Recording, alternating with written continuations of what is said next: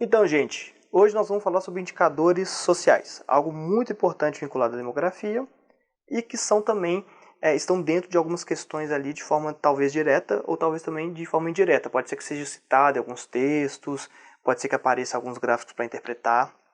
Então é muito importante. Hoje nós vamos terminar a aula, depois vamos falar sobre alguns indicadores sociais e no final nós vamos vamos fazer um exercício de fixação para a gente finalizar essa primeira parte de demografia. Depois nós temos mais algumas aulas, mas a gente finaliza essa primeira parte aí de demografia com esse exercício de fixação.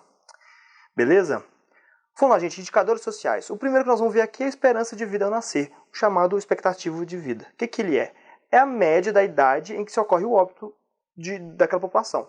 Então se pega a idade em que ocorreu os óbitos naquele ano, pega a média e fala, isso aí é a expectativa de vida, a esperança de vida ao nascer. Isso daqui vai determinar uma idade, por exemplo, 75 anos, e isso daí vai ser a expectativa de vida por exemplo, de um brasileiro, que é 75 anos. É influenciada por vários fatores, principalmente saúde, mas também está ligada à educação, a situação socioeconômica que aquele sujeito se encontra, a criminalidade que a pessoa está exposta, poluição, entre outras coisas que influenciam diretamente nesse indicador.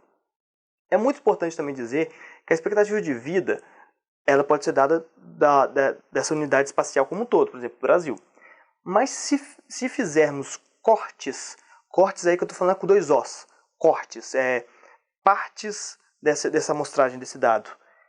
Se fizermos isso com a expectativa de vida no Brasil, nós vamos ver grandes diferenças, desigualdades entre determinados cortes. Por exemplo, entre homens e mulheres há uma diferença, as mulheres têm uma expectativa de vida maior, principalmente está ligado ali à prevenção da saúde, tem mais cuidado com a própria saúde, mas também entre cor, etnia, tem uma diferença enorme, os negros têm uma expectativa de vida menor no Brasil, muito ligado à criminalidade que essa população está exposta, à situação socioeconômica que essa população está exposta, e outros fatores também que está muito ligado ali a essa diminuição da expectativa de vida.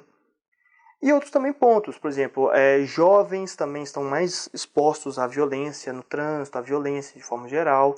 Isso é muito importante a gente ter em mente também, que a desigualdade no Brasil pode também ser representada a partir dessas diferenças da expectativa de vida de cada faixa, de cada corte que eu estou fazendo aqui. Outro ponto muito importante para a gente falar é a renda per capita. Renda é dinheiro, né? Quantidade de dinheiro por pessoa, per capita. Como que é dado esse indicador? Através do PIB, Produto Interno Bruto por habitante. Então se pega tudo aquilo que o Brasil produziu, que é o PIB, Produto Interno Bruto, e divide igualmente pela população. Isso vai dar a renda per capita. O que é o PIB? PIB é a soma de tudo que se produz num país. Pode ser bens e serviços de uma determinada escala, pode ser país, estado, cidade, em um determinado período. O PIB daquele mês, o PIB daquele ano, etc. Outro indicador social muito importante, que sempre se fala, provavelmente vocês já ouviram falar, é o IDH, Índice de Desenvolvimento Humano. Esse daí é um índice composto, ou seja, tem outros índices que fazem esse índice, que é renda, que nós acabamos de falar, renda per capita, educação e saúde. Acesso à educação e acesso à saúde. Ele é medido de 0 a 1, em que o 0 é o que menos tem qualidade de vida e o 1 é o que tem mais qualidade de vida.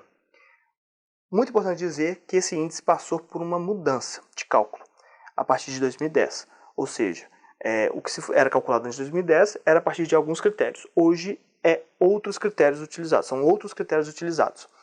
Essa diferença está principalmente ligada ali à renda.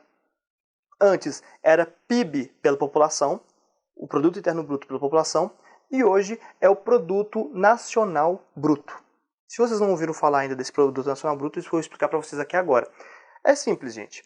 Eu vinha falando sobre o PIB, né? O PIB é tudo que se produz num determinado local. Então, vamos colocar aqui o território brasileiro, e tudo que é feito no território brasileiro é calculado no PIB, por isso Produto Interno Bruto. Tudo que se produz dentro do país é calculado no PIB, seja de bens, seja de serviços que são comercializados, produzidos e tal.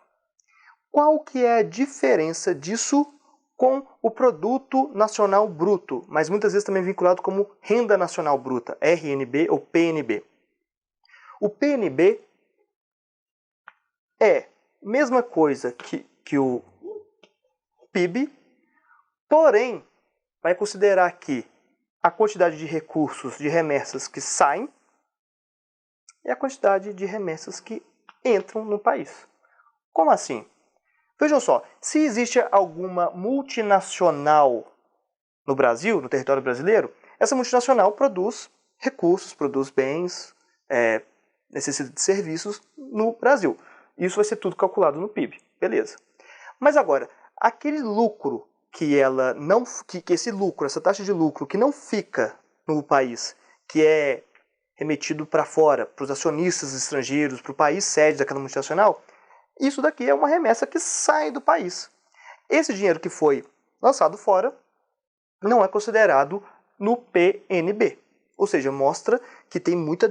O PNB pode mostrar que tem muito recurso saindo do país a partir desse tipo, que é um dos tipos de forma de saída de dinheiro do país. Agora, o PNB também considera recursos que entram, como, por exemplo, empresas brasileiras que também têm atividades fora do país, que produzem recursos fora do país e que trazem para os acionistas ou para a sede aqui no Brasil. Isso vai considerar também no PNB, ou seja, os recursos que entram no território brasileiro. Simples, né? O PIB é tudo que é produzido dentro do país e o PNB é o PIB, só que considera aquilo que sai e aquilo que entra. Isso daí, gente, é muito importante para revelar aqueles países que têm muitos recursos que estão sendo enviados para fora e aqueles países que têm muitos recursos entrando, né, no território. É uma forma de revelar, chegar mais próximo da realidade daquele país. Outra coisa que mudou foi a educação. O número de antes, né, a educação era calculada a partir do número de matrículas e a taxa de alfabetização, e hoje é a média de anos na escola. Qual que é a quantidade de anos que uma pessoa fica na escola. E saúde continua esperança de vida ao nascer. Algo importante aí da gente ver também, gente, que no ranking do IDH, aí em 2017, os países ali que estavam no topo, né, Noruega, Austrália, Suíça, Alemanha, Dinamarca, Singapura, indo até ali, né, os Estados Unidos como 10º. O Brasil nesse ranking está ali na posição 79, o que é bem baixo, se pensar bem, né? E não está aumentando tanto, está ficando mais ou menos nas posições, até mesmo diminuindo. Então, isso revela um pouco do acesso à educação, à renda e à saúde no Brasil pode estar, na verdade, piorando. E quando eu falo sobre acesso à renda, eu estou falando ali da divisão do PIB pela população total do Brasil. Só que nós sabemos que não é assim. Estamos longe de ter uma distribuição igualitária da renda produzida no Brasil. Para tentar entender que essa divisão do PIB, essa divisão dos recursos não é igualitária no país, existe um indicador chamado Gini, ou coeficiente de Gini, que é um coeficiente que mede a desigualdade no determinado local. Quando se pega esse índice, é interessante dizer que ele também é de 0 a 1, só que 1, no caso, é o mais desigual, e o 0, o menos desigual, ou seja, quanto mais próximo de 0, melhor. Mostra essa realidade de concentração de recursos na mão de poucos. Olha só, gente, aqui o coeficiente de Gini no mundo.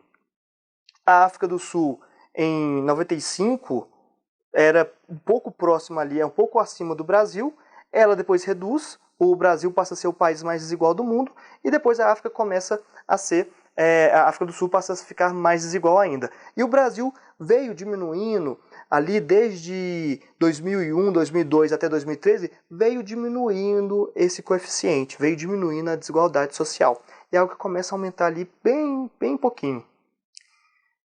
Gente, isso daí revela desigualdade social, concentração de riquezas com poucas pessoas, na mão de poucas pessoas. E ele também pode ser representado a partir desse gráfico daqui que vocês estão vendo, e também colocado aqui por mim, que é, gente, mais ou menos isso. O índice de Gini é muito simples. Essa reta daqui indicaria a divisão igualitária da renda. Mas aqui, nesse eixo daqui, está a renda, nesse eixo a população. Se a população tivesse acesso igualitário à renda, o índice seria assim, a reta seria dessa forma. Mas, como não é igualitária, essa baia daqui é o que mostra a realidade da desigualdade, da distribuição de renda. Muitas pessoas com pouca renda. É isso que o Gini mostra, tá? Essa baia, essa área de concentração. Importante dizer que o Brasil é um dos países mais desiguais do mundo. Tá joia, gente? Outro indicador importante para dizer. Para terminar, pessoal, então nós vamos fazer esse exercício de fixação do Enem de 2013. Vamos lá. Essa questão já começa aí com um gráfico que nós já vimos na primeira aula, né? Que é a taxa de fecundidade total no Brasil de 1940 a 2010. Então vamos ver lá. É um gráfico que está mostrando ali, ó, 1940, fecundidade de 6,16, e aí vai passando as décadas até chegar a 2010, que a taxa de fecundidade está em 1,9. E aí o enunciado pergunta: o processo registrado no gráfico gerou a seguinte consequência demográfica. Mas a gente vê as alternativas, o que vocês acham? O que pode ter acontecido? Se ao longo do tempo a fecundidade veio decaindo até de forma bem rápida, o que isso pode ter gerado? Bom, gente, a resposta é B. Redução do crescimento vegetativo. Redução do crescimento vegetativo significa o quê? Que o país estava crescendo antes muito rápido, a população estava crescendo rapidamente, ou seja, explosão demográfica, e agora já não está crescendo de forma tão rápida. Isso significa que está diminuindo? Não. Só não está crescendo de forma tão rápida. É muito importante entender isso. Não é só porque a fecundidade está abaixo da taxa de reposição, vejam lá, ó, 2000, 2,38. Isso está um pouco acima da taxa de reposição, que é 2,1. E agora está em 1,9. 1,9 está abaixo da taxa de reposição. Isso significa que a população vai diminuir? Não. Por quê? Ainda tem muita população, tem muitas mulheres de idade fértil. Estão lembrados daquela aula? Ou seja, a população não vai diminuir. Ela só não está crescendo tão rápido quanto antes. Isso que é a resposta. Olha só lá, decréscimo da população absoluta. Não. Para quem ainda não entendeu essa relação de natalidade e fecundidade, a diferença, muitas vezes vai cair nisso. Entender que mesmo que a fecundidade esteja caindo, há ainda um aumento da população, mesmo que seja reduzida. Então nós já vimos também que a A não é. A C, diminuição da proporção de adultos. Não. Quando a fecundidade cai, quando a fecundidade está caindo, o que acontece? A base da pirâmide está diminuindo e a população continua envelhecendo, ou seja, a quantidade de adultos está aumentando. Característica da transição demográfica brasileira. Desculpa, brasileira não, de qualquer país, mas é algo que o Brasil está passando. D.